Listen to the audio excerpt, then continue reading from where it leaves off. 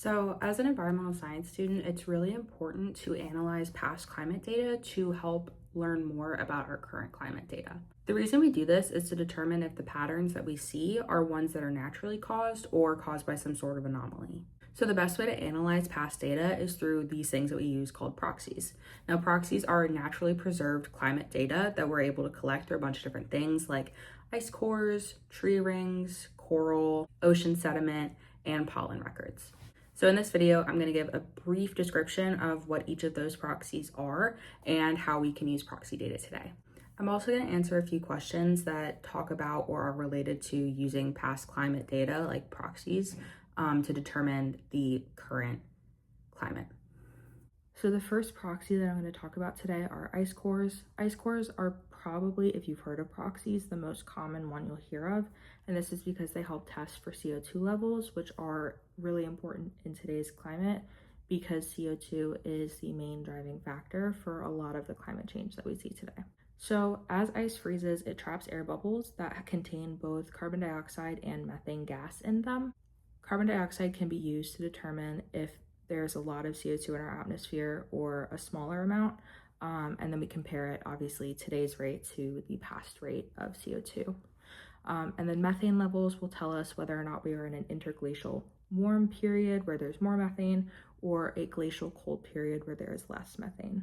Additionally, scientists also can determine dust content and oxygen isotope levels through the ice itself.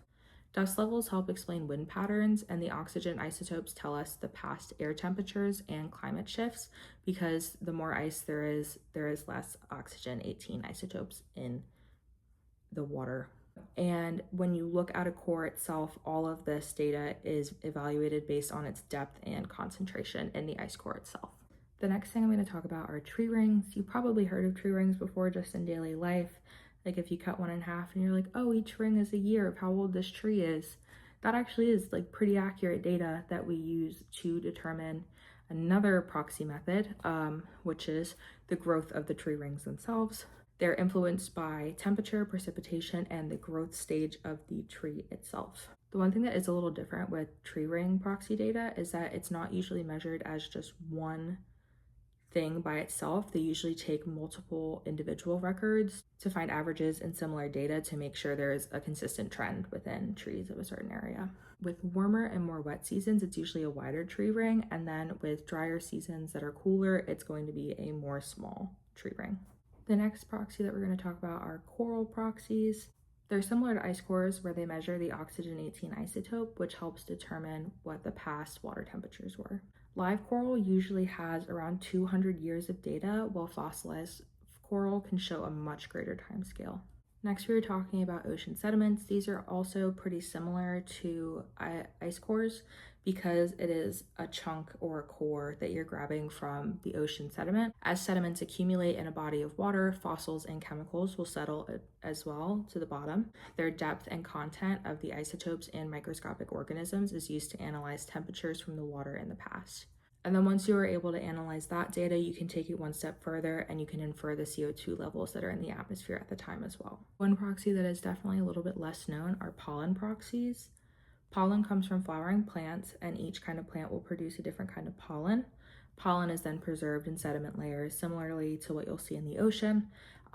These layers can be analyzed and you can determine which plants are in certain areas.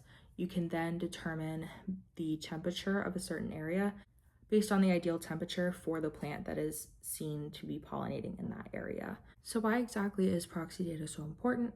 Proxy data is incredibly important because we need different things from the past to determine our future climate, as discussed previously. But the reason we need so many is because we need different proxies from different areas all over the world. Because without them, we've made mistakes in the past where we've assumed that there have been global events from one specific area that's been studied without taking into account all of the other areas that might have no change. We found that in the past, we've never seen global scale warming like we do today, which is how we know that it's an issue and that global warming is real and happening, unfortunately, and it is not a naturally occurring phenomena. It is something that humans have created. It is an anthropogenic force that is causing this global scale warming, which we have never seen before in the history of the Earth. Now I'm going to answer some questions that are related to climate change. If the polar ice caps are melting at an alarming rate due to climate change, formerly known as global warming, logic tells me that sea levels would have risen drastically, yet the coastline of Liberty Island is at the same water level since the Statue of Liberty was just a little girl.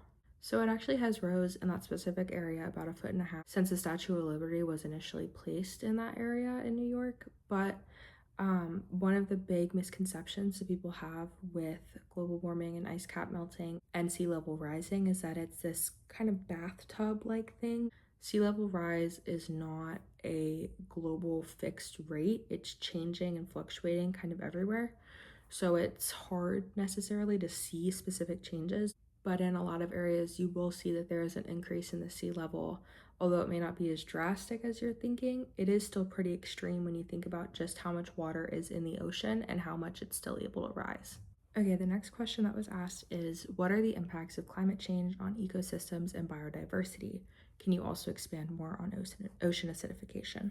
The main thing that you'll notice is that there's a decrease in biodiversity and habitats or ecosystems for other animals. A lot of this is because of increased severity in weather because of climate change.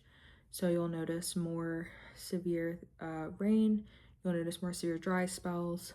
This also leads to an increased amount of invasive species coming into different areas, along with wildfires. And then to kind of dive a little deeper into ocean acidification, as there is an increased amount of CO2 in our atmosphere, it gets pushed into our ocean because there is such a high concentration of it.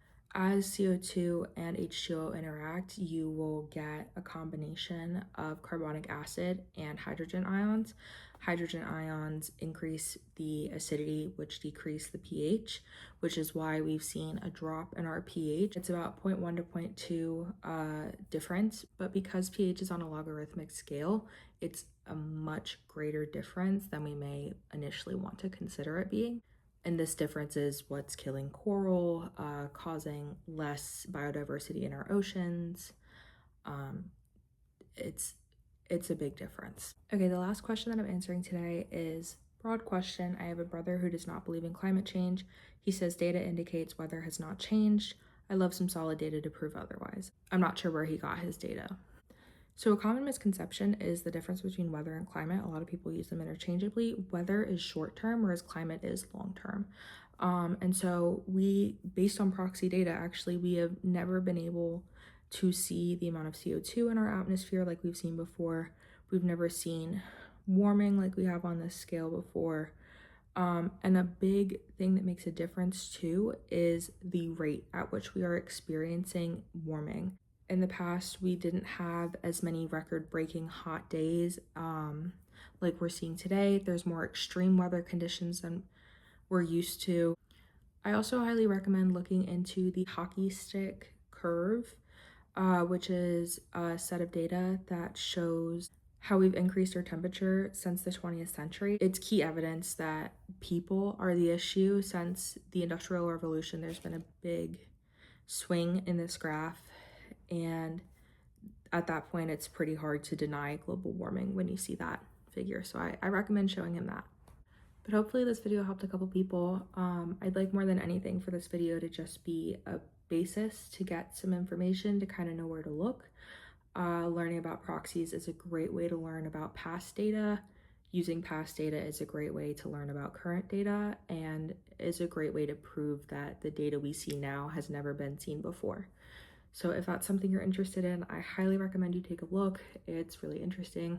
Also, I think it's just good to know, given that it's our current climate, we're living in it, we're experiencing it every day. Might as well see what we can learn about it and what we can do to change it.